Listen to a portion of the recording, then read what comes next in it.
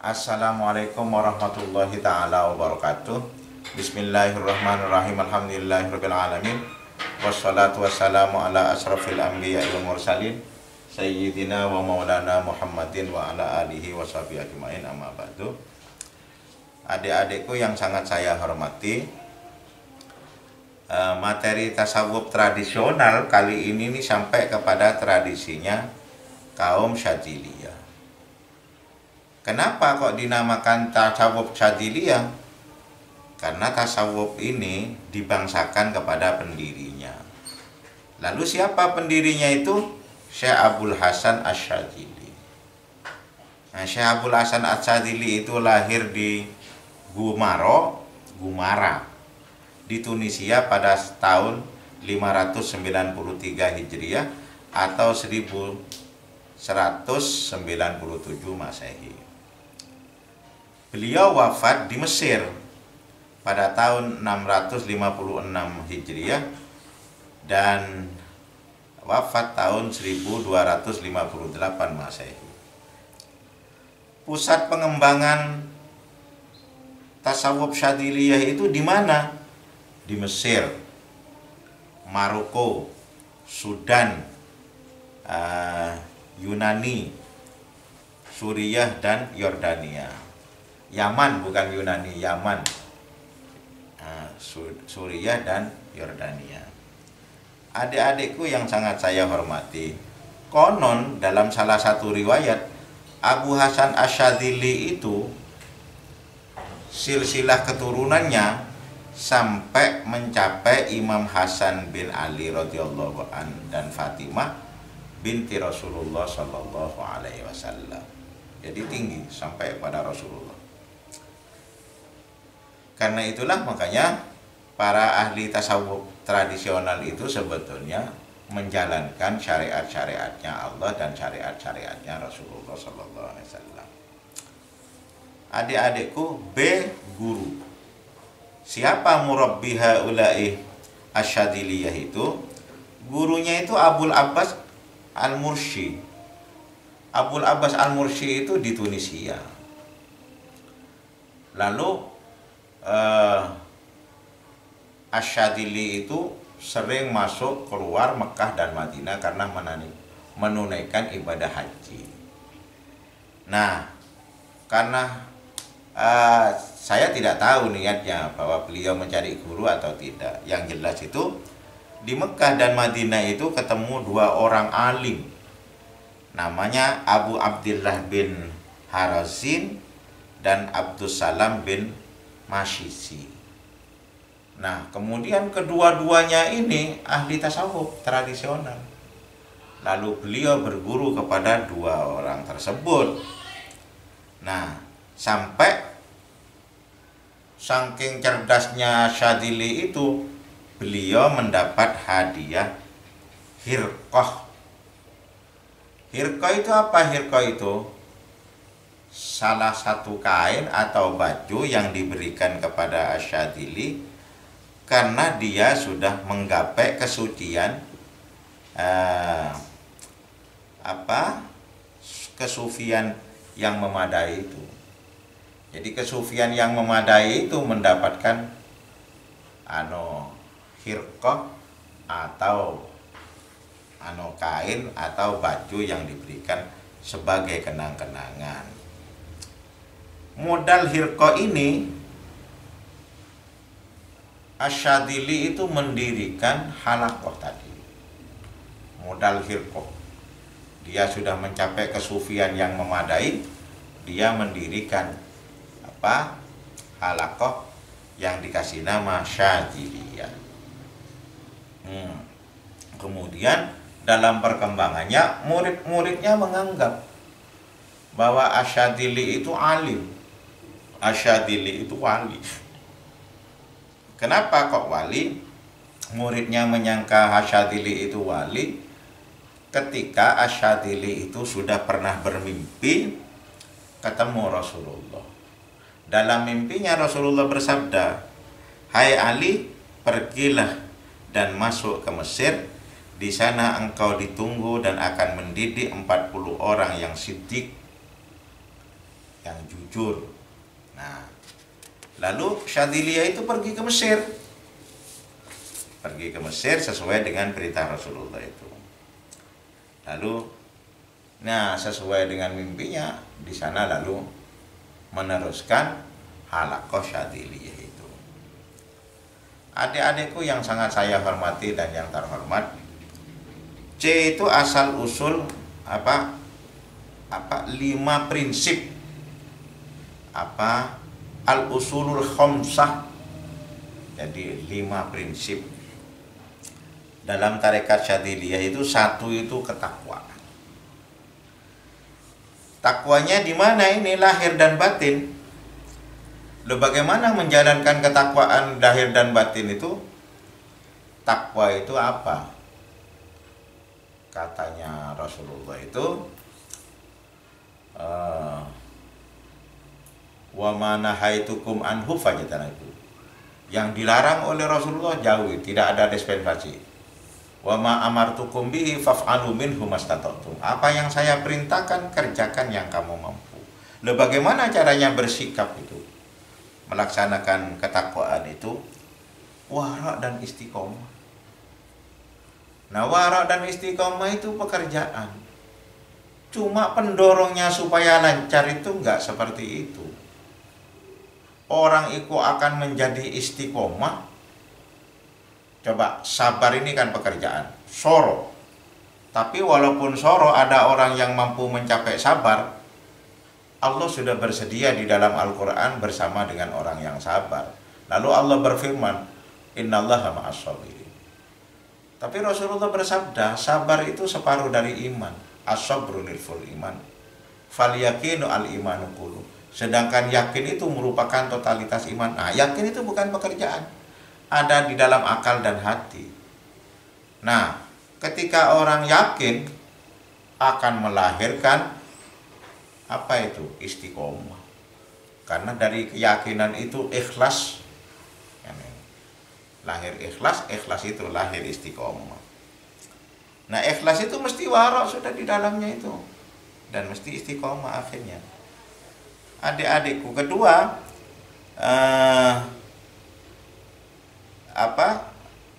konsisten mengikuti sunnah Rasul. Jadi kedua itu ada al-usulul khamsah, itu konsisten mengikuti sunnah Rasul. Sunnah Rasul itu ada 2, baik ucapan maupun pekerjaan maupun perbuatan. Loh, bagaimana sikap melakukan sunnah Rasul itu? Harus waspada dengan tata cara yang sangat luhur. Dan menirukan Rasulullah, ngomong menirukan Rasulullah, tidak waspada sampai ngawur-ngawur, ya, nggak baik. Nah, gitu. Karena itulah al-usulul khamsah itu konsisten mengikuti sunnah Rasul itu tadi dengan bersikap waspada dan tingkah laku yang luhur. 3 itu tawakal. Nah, bagaimana tawakal itu? Tawakal itu adalah baik di dalam penolakan dan penerimaan. Jadi apa saja yang diberikan kepada kita oleh Allah, kita terima dengan penuh tawakal. Apa saja yang ditolak oleh Allah, permohonan kita merasa ditolak, itu terimalah dengan tawakal bahwa itu yang terbaik. Adik-adikku yang sangat saya hormati, 4 itu ridho kepada Allah, alias qanaah. Jadi apa yang diberi oleh Allah itu diridhoi, ridho kepada Allah. Qanaah, maksudnya itu qanaah, neriman. 5 itu selalu bersyukur kepada Allah di berbagai keadaan. Karena apa saja yang menimpa diri kita itu kalau kita bersyukur mesti endingnya baik. Karena bersyukur kepada Allah itu tidak suudzon kepada Allah. Adik-adikku yang sangat saya hormati, 5 sendi tadi itu sebetulnya harus ditupang di atas 5 sendi yang lain. Katanya Al-Junaid,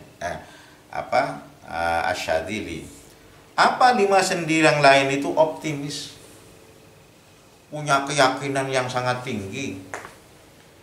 Nah, keyakinan yang sangat tinggi itu menurut para ahli tasawuf tradisional itu dan modern akan melahirkan antakuna tashruku uquluna wa tashruku qulubuna. Jadi mengakibatkan otak kita itu bersinar cemerlang dan hati kita bersinar cemerlang. Dua itu esensi yang lain, berhati-hati dengan haram-haram itu. Karena kalau kita hati-hati dengan yang haram, Allah langsung menjaga kita. Berlaku benar dan baik, yang itu yang ketiga. Jadi jangan sampai berlaku benar tapi tidak baik. Berlaku benar dan baik, ada benar tidak baik itu. Seperti apa di Jawa Timur khususnya, para kiai duduk bersila seluruhnya. Lalu kita itu metingkrang kakinya. Metingkrang kakinya kan benar, tapi kan tidak baik di hadapan kiai-kiai melakukan seperti itu. Itu salah satu contoh. 4 itu melaksanakan kewajiban dan tugas-tugasnya. Coba sekarang itu saya dan sampean itu wajib sholat kan? Tapi kita ketika melakukan sholat kita apa sudah selesai tugasnya? Enggak selesai. Harus ngajari orang sholat dan harus mengajak orang sholat, itu tugasnya. Jadi kita tidak cukup sholat sendiri, tidak cukup. Harus mengajak orang sholat dan mengajari orang sholat. Itu maksudnya tugas-tugasnya. Terus menjunjung tinggi nikmat. Jadi nikmat itu harus ditunjung tinggi.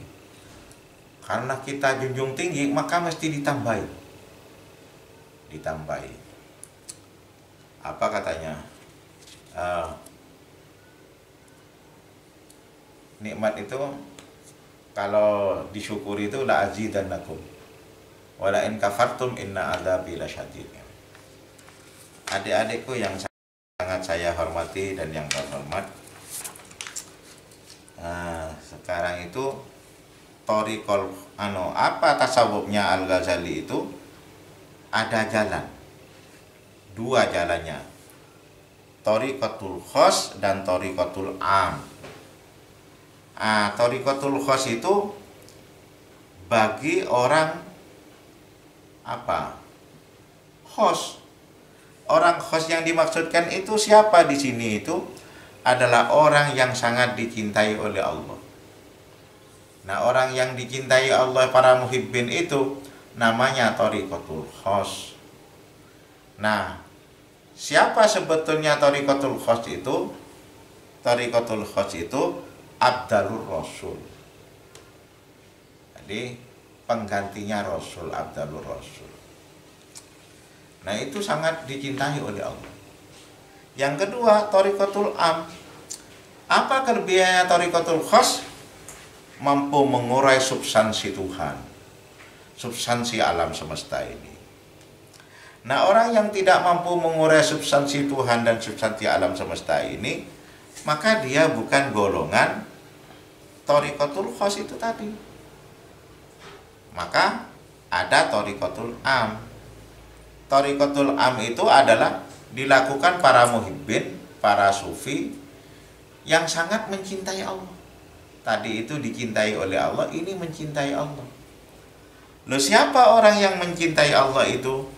Dialah sebetulnya abdalu para nabi, pengganti para nabi. Jadi di dunia itu isinya hanya 2. Orang mukmin dan muslim itu abdalur rasul, abdalun nabi. Adik-adikku yang sangat saya hormati, yang terhormat, ajarannya Syadziliyah itu ada 9. 1 itu istighfar. 2 itu sholawat Nabi. Sholawat Nabi itu tidak sholawat seperti yang lain. Sholawatnya Tijaniyah lain, sholawatnya Naqsabandiyah lain. Ini syaratnya Syadziliyah. Salawatnya Syadziliyah itu salawat apa sebetulnya? Salawat dzati. Orang Syadziliyah mengenalnya itu hanya ada dua salawat dzati. Satu itu Allahumma shalli wa sallim wa barik ala sayyidina Muhammad an-nuri adzati as-sirri as-sari fi sairil asma was sifat. Yang dua salawat dzati yang dikenal di dalam Syadziliyah itu Allahumma shalli ala sayyidina Muhammad abdika wa rasulika an-nabiyil ummi wa ala alihi wa sahbihi wa sallim tasliman biqadri adumati dzatika fi kulli waqtin wa hin.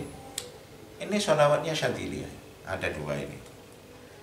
Yang ketiga itu ajarannya itu zikir.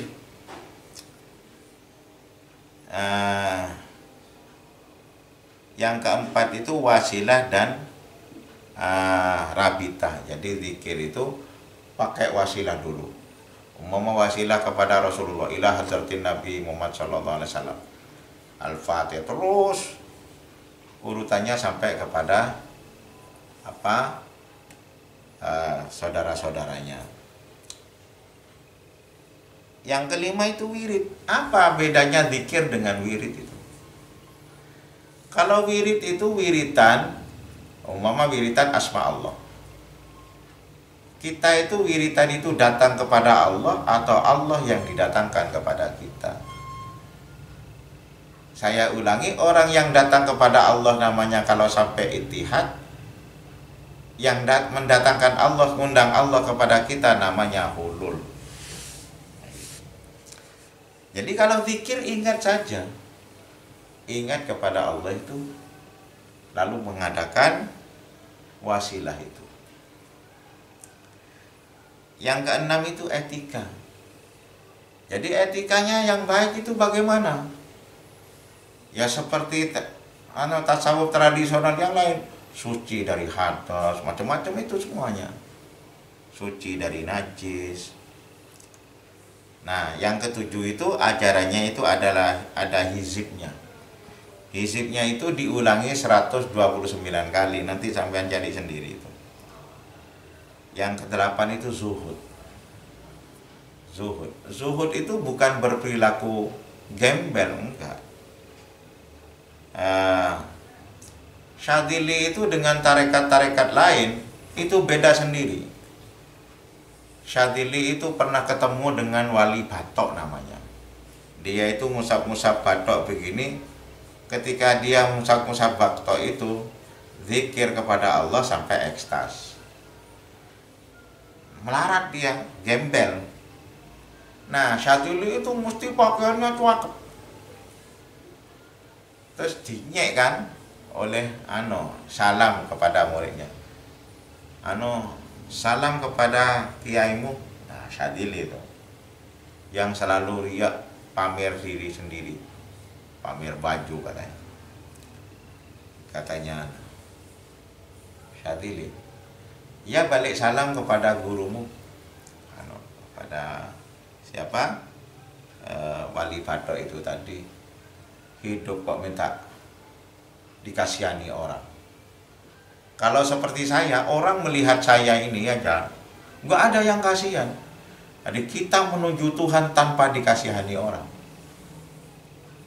Adik-adikku, kemudian islah, jadi suluk itu melakukan ini terus menerus sampai kepada tujuannya, yaitu siapa tujuannya? Adalah Tuhan. Adik-adikku yang sangat saya hormati dan yang terhormat, ini saja apa yang saya sampaikan. Adik-adikku rangkum dan kirimkan lagi kepada Google Classroom dan absen. Sekian, wallahul muwaffiq ila aqwamit thoriq. Wassalamualaikum warahmatullahi wabarakatuh.